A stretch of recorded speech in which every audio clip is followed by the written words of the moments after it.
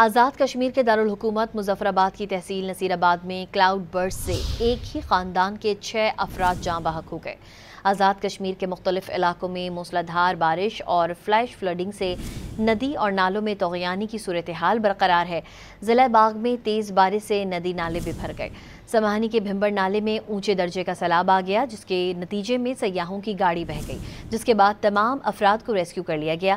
آزاد کشمیر میں بارشوں کے باعث تعلیمی ادارے 2 دن تک بند رکھنے کا اعلان کر دیا گیا۔